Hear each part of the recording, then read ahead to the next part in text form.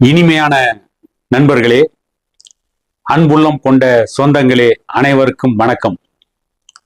தமிழ்நாட்டில் ஆட்சிக்கு வந்த தமிழக வெற்றி கழக அரசு, இந்த அரசின் அமைச்சர்கள் பலர் அவர்களை சர்வாதிகாரிகளைப் போல நினைத்துக் கொண்டிருக்கிறார்கள். ஐ ஆம் இன் த ஸ்டேட், நானே அரசு நானே எல்லாம் என்று சொன்ன கேன்யூட் மன்னன் மனப்பான்மையில் பல அமைச்சர்கள் செயல்பட்டு கொண்டிருக்கிறார்கள். ஏற்கனவே தமிழக வெற்றி கழகத்தின் அமைச்சர் ஆதவ் அர்ஜுனா என்பவர் அடாவடித்தனமாக பேசி கடும் கண்டனத்திற்கு ஆளானார். அதற்கு பிறகு தமிழக வெற்றி கழகத்தின் அமைச்சர் சிடிஆர் நிர்மல்குமார், இவருடைய அரசியலை புரட்டி பார்த்தால் இவர் ஒரு பல கட்சி மன்னன், இவர் ஒரு பகல் வேஷக்காரன் என்பது நன்றாகவே தெரியும். ஏற்கனவே பாரதிய ஜனதா கட்சியில் இருந்தார். அதற்கு பிறகு அண்ணா திமுகவில் இணைந்தார். அண்ணா திமுகவின் தகவல் தொழில்நுட்ப பிரிவில் முக்கிய பொறுப்பில் இருந்தார். பார்த்தார், அங்கும் அவருடைய பருப்பு வேகவில்லை. ஏற்கனவே பாரதிய ஜனதா கட்சியிலும் அவருடைய பருப்பு வேகவில்லை. பார்த்துவிட்டு தமிழக வெற்றி கழகத்தில் இணைந்தார். தேர்தலில் சீட்டும் கிடைத்தது, வெற்றி பெற்றார், அமைச்சரானார். அமைச்சரானதற்கு பிறகு ஆதவ் அர்ஜுனாவிற்கு அடுத்து அதிகப்படியாக அடாவடித்தனமாக பேசுவதில் நிர்மல் குமார் தான் முன்னணியில் இருக்கிறார். இப்பொழுது என்ன சொல்கிறார்? தமிழ்நாட்டில் எவன் பேச்சையும் நாங்கள் கேட்க வேண்டியதில்லை, எந்த கட்சியினுடைய ஆலோசனையும் எங்களுக்கு தேவையில்லை, நாங்கள் எடுத்ததே முடிவு, நாங்கள் கண்டதே காட்சி, நாங்கள் கொண்டதே கோலம் என்கின்ற அடிப்படையில் பேசி வருகிறார். தமிழ்நாட்டில் காவிரி பிரச்சனை தலைவிரித்தாடி கொண்டிருக்கிறது. ஜீவாதார நதியாக விளங்கிய காவிரி நதி வறண்டு விட்டது. கர்நாடகா கடந்த 2 மாதங்களில் மட்டும் தமிழ்நாட்டிற்கு கொடுக்க வேண்டிய 17 டிஎம்சி தண்ணீரை கொடுக்காமல் ஏமாற்றி வருகிறது. அதற்கு தேவையான நடவடிக்கைகளை எடுப்பதற்கும் காவிரியின் குறுக்கே கர்நாடகா கட்ட தீர்மானித்திருக்கிற மேகதாது அணை கட்டுவதற்கு தடை ஏற்படுத்துவதற்கும் அந்த திட்டத்தை கைவிடுவதற்கும் தமிழகம் உரிய நடவடிக்கை எடுக்க வேண்டும். குறிப்பாக தமிழக வெற்றி கழகத்தின் முதலமைச்சர் தமிழ்நாட்டில் இருக்கின்ற அனைத்து அரசியல் கட்சி கூட்டத்தை கூட்டி விவாதிக்க வேண்டும் என்று தமிழ்நாட்டில் இருக்கின்ற பெரும்பாலான கட்சிகள் கோரிக்கை விடுத்தார்கள். கடந்த காலங்களில் காவிரி பிரச்சனை தலைவிரித்தாடிய பொழுது தமிழ்நாட்டிலே ஆட்சியிலே இருந்த கட்சிகள் அனைத்து கட்சி கூட்டத்தை கூட்டி முடிவெடுத்திருக்கிறார்கள். சட்ட போராட்டம் நடத்துவதா, மத்திய அரசை வலியுறுத்துவதா, மக்கள் திரள் போராட்டங்களை நடத்துவதா என்பதை பற்றியெல்லாம் எல்லா கட்சிகளும் அமர்ந்து ஆலோசித்து முடிவெடுத்திருக்கிறார்கள். காவிரி பிரச்சனையில் பல வெற்றிகளை சந்தித்திருக்கிறார்கள். ஆனால் இன்றைக்கு இந்த சிடிஆர் நிர்மல்குமார் என்ன சொல்கிறார்? தமிழக முதலமைச்சர் விஜய் அவர்களுக்கு முற்றும் தெரியும், சட்டமன்றத்தில் முடிவெடுத்தால் போதும், அனைத்து கட்சிகள் கூட்டத்தை கூட்ட வேண்டிய அவசியம் இல்லை, நாங்கள் நீதிமன்றத்தில் வழக்கு தொடுக்க இருக்கிறோம். எப்பொழுது சொல்கிறார்கள் நீதிமன்றத்தில் வழக்கு தொடுக்க போகிறோம் என்று?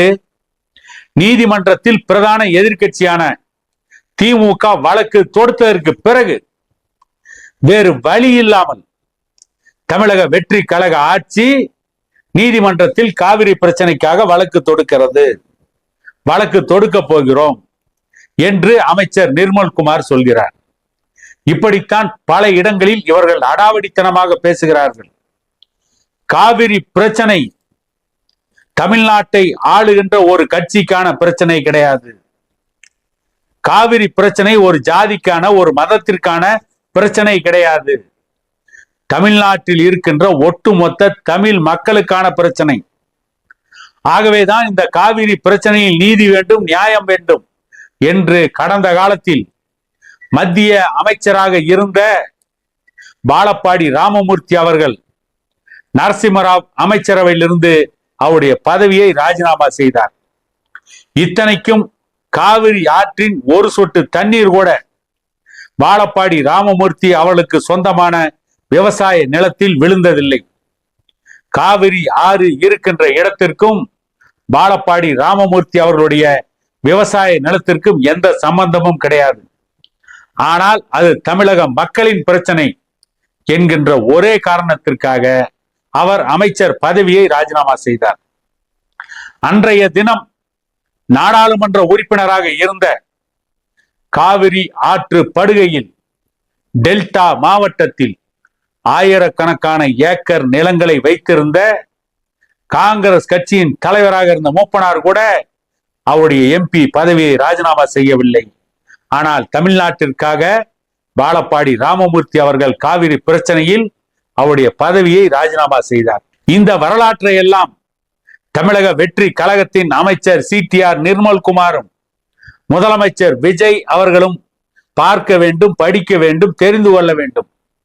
இன்னொரு பக்கம் நீர்ப்பாசனத்துறை அமைச்சர் புஷி ஆனந்த் காவிரி நதிநீர் பங்கீடு சம்பந்தமாக எந்த ஊடகங்கள் கேள்வி கேட்டாலும் எந்த பதிலையும் சொல்வதில்லை. ஆனால் இந்த அமைச்சர்கள் எல்லாம் மக்கள் நலன் சார்ந்த பிரச்சனை, தமிழக மக்களின் பிறப்புரிமையான காவிரி நதிநீர் பங்கீடு, இவற்றில் பேச மறுக்கிறார்கள். தமிழ்நாட்டில் இருக்கின்ற எதிர்க்கட்சிகளுக்கு எதிராக பேச வேண்டும் என்றால் இந்த தமிழக வெற்றி கழக அமைச்சர்கள் எல்லோரும் வானத்திற்கும் பூமிக்கும் குதிக்கிறார்கள். இவர்கள் என்ன அரசியலை நடத்துகிறார்கள்? யாருடைய பேச்சையும் நாங்கள் கேட்க வேண்டியதில்லை, முதலமைச்சர் கேட்க வேண்டியதில்லை, அனைத்து கட்சி கூட்டத்தை கூட்ட வேண்டியதில்லை. நாங்கள் பார்த்துக் கொள்கிறோம். நீங்கள் என்ன கிழித்தீர்கள்? 3ஆம் தேதி தமிழக முதலமைச்சர் விஜய் அவர்கள் கர்நாடகாவிற்கு சென்று கர்நாடக முதலமைச்சர் சிவகுமார் அவர்களை சந்தித்து பேச போகிறார் என்று சொன்னீர்கள். உண்மையிலேயே தமிழக வெற்றி கழகத்தின் முதலமைச்சர் விஜய் அவர்களும் தமிழக வெற்றி கழகத்தின் அமைச்சர்களுக்கும் ஆளுமை இருந்திருக்குமானால் கர்நாடக முதலமைச்சர் சிவகுமாரை சென்னை தலைமை செயலகத்திற்கு அழைத்து அவரை வரவைத்து பேச்சுவார்த்தை நடத்தியிருந்தால் பரவாயில்லை. ஏதோ ஓரளவிற்கு இவர்களிடம் அரசியல் சாதுரியம் இருக்கிறது. தமிழக மக்கள் நலனில் முடிவெடுப்பதற்காக இவர்கள் எடுக்கின்ற சில நடவடிக்கைகள் பரவாயில்லை என்று பாராட்டி இருக்கலாம். ஆனால் பலீனாக இவர்களாக நாங்கள் கர்நாடகாவில் போய் பேச்சுவார்த்தை நடத்துவோம், முதலமைச்சர் போகிறார், கையோடு காவிரி ஆற்று நீரை கொண்டு வந்து விடுவார். இது எந்த வசனம் என்று கேட்டால், இந்த கில்லி திரைப்படத்தில் விஜய் நடித்த திரைப்படத்தில் நடிகை திரிசாவை அவருடைய ஊரிலிருந்து காப்பாற்றி கொண்டு செல்வார். போலீசின் கண்களில், செக் போஸ்ட் கண்களில் மண்ணை தூவிவிட்டு நடிகை திரிசாவை அவர் சென்னைக்கு கூட்டிக் கொண்டு போய் விடுவார். அப்பொழுது பின்னாலே ஒருவன் சொல்வான், இவனை மட்டும் கர்நாடகாவிற்கு அனுப்பினால் காவிரி தண்ணீரை கையோடு கொண்டு வந்து விடுவான் என்று அந்த படத்தில் ஒரு வசனத்தை நடிகர் விஜய்க்காக அமைத்திருப்பார்கள். அதுவே ஒரு மோசமான போலியான வசனம்தான். கர்நாடகாவிற்கு போய் யாரும் கையோடு காவிரி ஆற்று தண்ணீரை கொண்டு வந்து விட முடியாது. அது திரைப்படத்தில் நடிப்புக்காக அந்த வசனத்தை வைத்தார்கள். ஆனால் இன்றைக்கு இந்த அமைச்சர்கள் அதையே பேசிக் கொண்டிருக்கிறார்கள். அதுவும் இந்த நிர்மல்குமார் போன்றவர்கள் நடிகர் விஜய் நினைத்தால் போதும், வழக்கு போட்டால் போதும், நாங்கள் பார்த்துக் கொள்வோம், நீங்கள் என்ன கிழிக்க போகிறீர்கள்? வழக்கு போட்டு நீதிமன்றம் கொடுக்கின்ற தீர்ப்பையே கர்நாடகா சட்டை செய்வதில்லை. காவிரி நதிநீர் பங்கீடு சம்பந்தமாக நடுவர் மன்றம் கொடுத்த இடைக்கால தீர்ப்பு 205 TMC தண்ணீர் கொடுக்க வேண்டும் என்று சொன்னபொழுது கர்நாடகாவிலே தமிழர்களை தாக்கியவர்கள் இந்த கர்நாடகத்தை சார்ந்த பல மோசமான பேர்வழிகள்.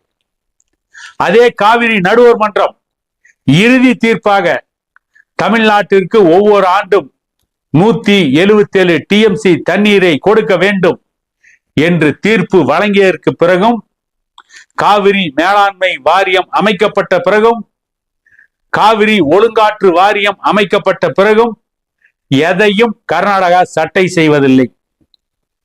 காவிரியில் வெள்ளம் கரை புரண்டு ஓடினால், இதற்கு மேல் நீரை தேக்கினால் கர்நாடக அணைகள் உடையும் என்ற நிலை ஏற்பட்டால் மட்டும்தான் தமிழ்நாட்டிற்கு காவிரி தண்ணீரை கர்நாடகா திறந்து விடுகிறது.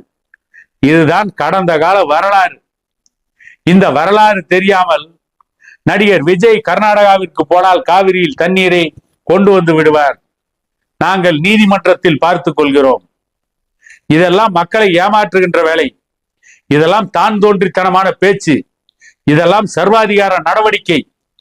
நடிகர் விஜய் அவர்கள், முதலமைச்சர் ஜோசப் விஜய் அவர்கள் இந்த சிடிஆர் நிர்மல்குமார் போன்ற அமைச்சர்களை கட்டுப்படுத்தவில்லை என்றால், வாய் துடுக்கோடு பேசிக் கொண்டிருக்கின்ற, வாய்ப்பந்தல் போட்டுக் கொண்டிருக்கின்ற இந்த சிடிஆர் நிர்மல்குமார் போன்ற அமைச்சர்களை கட்டுப்படுத்த நடிகர் விஜய் தவறினால் கூடிய விரைவில் அதற்கான பின் விளைவுகளை நடிகர் விஜய் சந்திக்க வேண்டி இருக்கும். தமிழகம் நீண்ட நாட்களுக்கு பொறுமையாக இருக்காது. தமிழக மக்கள் வெகு நாட்கள் வேடிக்கை பார்த்து கொண்டு இருக்க மாட்டார்கள். தமிழக மக்கள் விஸ்வரூபம் எடுத்தால் நடிகர் விஜய் அரசும் தாங்காது, தமிழ்நாடும் தாங்காது என கூறிக்கொண்டு மீண்டும் ஒரு காணொளியில் உங்களை சந்திக்கும் வரை உங்களிடமிருந்து விடைபெறுவது உங்கள் எடப்பாடி துரைசாமி.